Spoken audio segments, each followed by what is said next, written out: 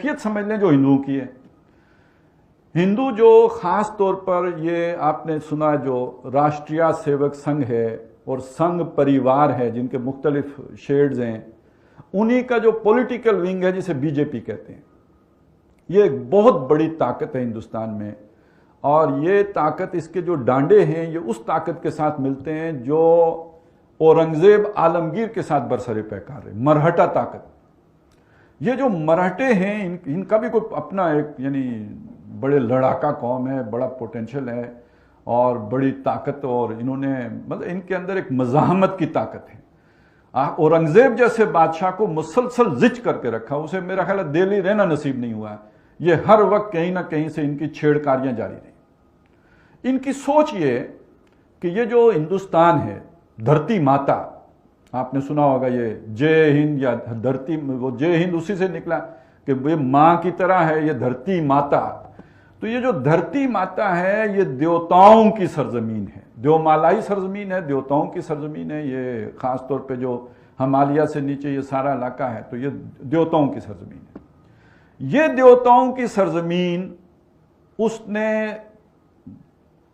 दे दी है, मुंतकिल कर दी है, सपुर्द कर दिया देवताओं ने अपने मानने वालों को।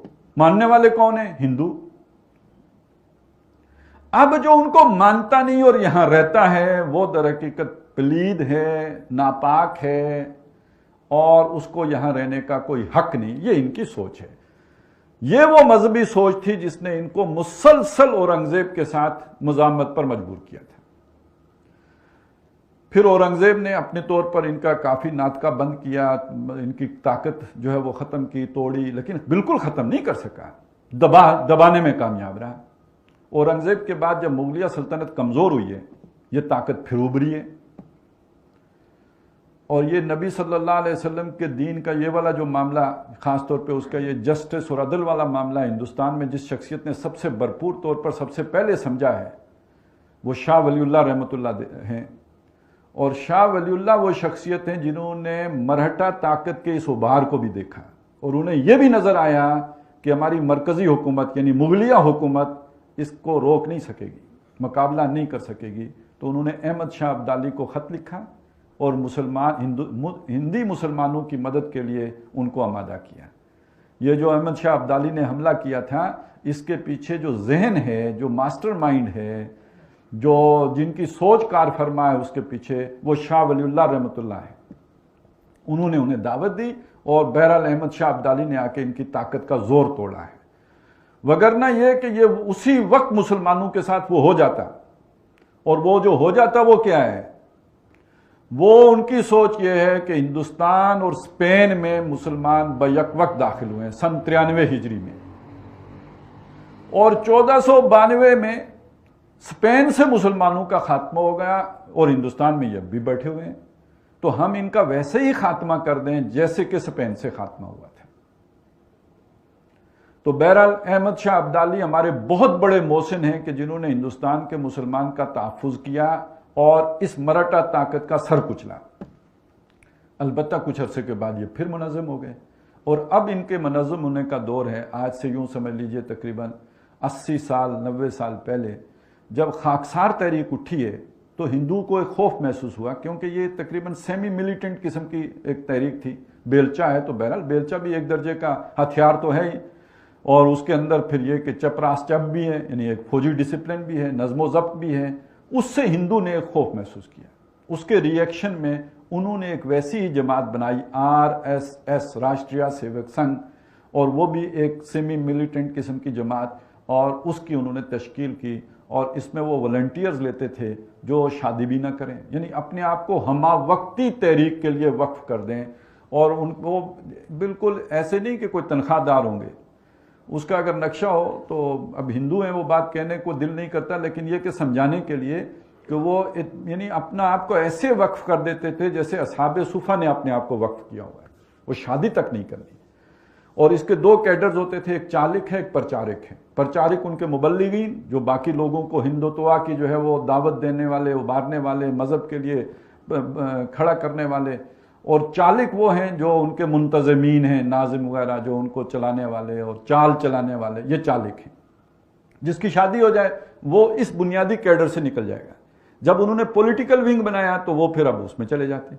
ابھی آپ نے مودی صاحب نے شادی کی ہوئی ہے لیکن چھپا کے رکھی ہوئی ہے, بتائی ہوئی نہیں ہے. یہ وہی چکر ہے سارا, جو ان کا جو نیوکلس ہے پھر اس میں نہیں رہ سکتے کہ جس نے شادی کر لی ہو. تو یہ ہے در حقیقت وہ مرہٹا طاقت جس نے پھر RSS کی صورت اختیار کر لی. اور اس وقت ان کے جنون کی کیفیت کا اگر آپ نے اندازہ لگانا ہو, پہلے تو ان کی طاقت کا اندازہ لگائیں. طاقت اگر ان کی دیکھنی ہو تو بابری مسجد کی شہادت دیکھیں. کانگریس کی حکومت ہے جو سیکولر ہے, اور اس حکومت میں وہ اپنے لاکھوں والنٹیئرز کو لے کے نکلتے ہیں. اچھا آپ ذرا سوچئے, آپ 1000 آدمی کو مشتعل کر کے لے کے آئیں نا سڑک پہ, وہ آپ کے کنٹرول میں رہے گا؟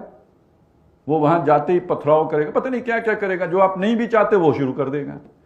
لیکن یہ لاکھوں لوگوں کو لے کے نکلے ہیں, کوئی جلاؤ نہیں, کوئی گھیراؤ نہیں, کوئی فتنہ نہیں, کوئی فساد نہیں. ایودھیا گئے ہیں, مسجد گرایا, واپس آ گئے. جس مقصد کے لیے گئے وہ پورا کیا, اس کے سوا کچھ بھی نہیں کیا. اس حد تک ڈسپلنڈ اور آرگنائزڈ لوگ ہیں. اور اگر آپ نے دیکھنا ہو کہ ان کی پینیٹریشن سوسائٹی کے اندر کتنی ہے تو وہ ہندوستانی اینکر سے پتہ چلے گا آپ کو. یہ بات میں کیوں کہہ رہا ہوں, آپ نے ان کو ان دنوں سنا ہوگا, وہ معقول لوگ ہی نہیں لگتے, پاگل جنونی لگتے ہیں نا. تو کیوں وہ جنونی بنے ہوئے ہیں؟ یہ جو ٹی وی اینکرز ہوتے ہیں یہ تو در حقیقت جو معاشرے کا ٹرینڈ ہوتا ہے اس کے مطابق بولتے ہیں. یہ ٹرینڈ سیٹر نہیں ہوتے, یہ معاشرے کو کسی رخ پر ڈھالنے والے نہیں ہوتے. انہوں نے دیکھنا یہ ہوتا ہے کہ معاشرے میں کیا شے پسند کی جاتی ہے, ریٹنگ تو اس سے بنے گی نا, لوگ کیا پسند کرتے ہیں. تو اگر وہ آپ کو جنونی صورت میں پاگل پن کے دورے پڑے ہوئے نظر آتے ہیں ان کے اینکر, تو در حقیقت معاشرے کی ڈیمانڈ یہ ہے, معاشرہ پاگل ہو چکا ہوا ہے. کس نے کیا ہے؟ اس راشٹریہ سیوک سنگھ نے کیا ہے. اور اسی کا مظہر یہ ہے کہ یہ الیکشن جیتا ہے, نریندر مودی الیکشن جیتا جو پوری دنیا میں بین تھا, ڈکلیئرڈ ٹیررسٹ. اس لیے کہ گجرات میں جو کچھ اس نے مسلمانوں کے ساتھ کیا, امریکہ میں تو اس کا داخلہ منع تھا. تو اس کے باوجود وہ اس کو انہوں نے الیکشن جتا دیا. اور اب ان کا ذرا تصور ذہن میں لائیں. میں نے آپ کو بتایا ان کی سوچ کیا ہے. ان کی سوچ یہ ہے کہ یہ پوری دھرتی ماتا کس کے لیے ہے؟ ہندو, صرف ہندو کے لیے. لہذا شروع میں ان کا نعرہ تھا آج سے کچھ عرصہ پہلے کہ مسلمان کے 2 استھان, قبرستان یا پاکستان, یا تو پاکستان چلے جاؤ یا قبرستان جانے کے لیے تیار ہو جاؤ. اور اس کی ایک جھلک انہوں نے گجرات میں دکھا دی تھی. لیکن ان کا الٹیمیٹ ایم کیا ہے؟ پاکستان کو بھی ختم کر کے جیسے اسپین سے مسلمانوں کا خاتمہ کیا گیا, پوری دھرتی ماتا کو اس ناپاک وجود سے پاک کر دیا جائے. یہ ان کا الٹیمیٹ گول ہے. لیکن پہلے مرحلے میں وہ کیا کرنے جا رہے ہیں؟ اس وقت آئین سازی میں, چونکہ ہندوستان کا آئین سیکولر آئین ہے, وہ عیسائیوں کو, مسلمانوں کو, سب کو ایکول رائٹس دیتا ہے, یعنی برابر کے شہری ہیں. یہ چیز وہ اس کمیونٹی کو جو یہ سمجھتی ہے کہ یہ دھرتی ہے ہی ہماری اور کسی کا حق ہی نہیں ہے یہاں پہ رہنا, وہ اپنے آئین کے اندر اس شے کو گوارا کر سکتے ہیں. لہذا انہوں نے کبھی اپنے اس آئین کو نہیں مانا ہے. گاندھی جی کو قتل کرنے والا اس تنظیم کا ایک فردہ ہے, اس نے قتل کیا ہے. اسے بڑی ناراضگی تھی کہ گاندھی نے یہ چیز کی کیوں ہے, مسلمانوں کو یہ حقوق کیوں دے دیے ہیں, اس لیے قتل کرا دیا. وہ اس آئین کو نہیں مانتے اور وہ چاہتے ہیں کہ آئین کے اندر تبدیلی کی جائے, اور اس تبدیلی کے راستے میں بس ایک رکاوٹ باقی ہے, 2/3 اکثریت. کیونکہ ایک تو انہیں چاہیے ہوتا ہے کہ جو بھی ان کی ریاستیں ہیں, شاید 29 ہیں یا 30 ہیں, ان میں سے آدھی ریاستیں اس ترمیم کے حق میں ہوں, وہاں اکثریت آپ کو حاصل ہو, تو 22 میں اکثریت حاصل ہے, وہ مسئلہ ہی نہیں. دوسرا ان کی ایک, جیسے ہمارا سینٹ ہے اور قومی اسمبلی ہے, تو ان کی لوک سبھا ہے, قومی اسمبلی, اور اوپر راجیہ سبھا ہے. تو راجیہ سبھا تو منتخب ہو کے آئے گی ساری کی ساری, جو ہے وہ وہاں سے صوبوں سے, وہ تو ان کے اکثریت ہو ہی جائے گی. لوک سبھا میں انہیں 2/3 اکثریت چاہیے. یہ آخری رکاوٹ ہے. جس دن یہ رکاوٹ دور ہو گئی تو پتہ ہے انہوں نے پہلا قانون کیا بنانا ہے, اس ہندوستان کے شہری صرف اور صرف ہندو ہیں, جس کا مطلب کیا ہے، سارے نان ہندو، کیا مسلم، کیا کرسچن، کیا بدھ، جو بھی ہیں باقی سارے، وہ ہندوستان کے شہری ہی نہیں رہیں گے۔ جب وہ شہری ہی نہیں رہیں گے تو وہ کوئی شے پوزیس کرنے کا حق نہیں رکھیں گے۔ آپ زمین کے مالک کسی ملک میں کب بن سکتے ہیں؟ جب آپ اس ملک کے شہری ہوں۔ آپ کا رائٹ ٹو لیو، زندہ رہنے کا حق، تب تک ہے معتبر جب آپ اس ملک کے شہری ہوں۔ آپ شہری ہی نہیں رہے تو اس کے بعد در حقیقت آپ اس ملک میں غلام کی حیثیت سے تو رہ سکتے ہیں، اور غلام بہرحال وہ آقا کی مرضی ہوتی ہے زندہ رکھے یا مار دے، وہ آقا کی مرضی ہوتی ہے کہ اسے کہیں کیمپوں میں رکھے یا یہ کہ سڑکوں پہ چھوڑ دے، وہ تو پھر آقا پہ ڈیپینڈنٹ ہے۔ وہ شہری رہیں گے نہیں، اور جب شہری نہیں رہیں گے تو نہ ان کی املاک ہوں گی، بالکل غلام والا سٹیٹس جو عرب میں تھا۔ اور یہ آپ کو لگے گا کہ بڑی خیالی سی بات ہے، لیکن ذرا آپ برما کا تو سفر کر کے دیکھیں، وہاں مسلمانوں کے ساتھ یہ ہو چکا ہے، ان کے شہری حقوق ساقط کیے جا چکے ہیں، اور وہ خبریں آپ پڑھ چکے ہیں جو کچھ برما میں ہوا، اور اس کے پیچھے یہی ذہنیت ہے۔ اور یہاں آ کے اب جو جوڑتا ہے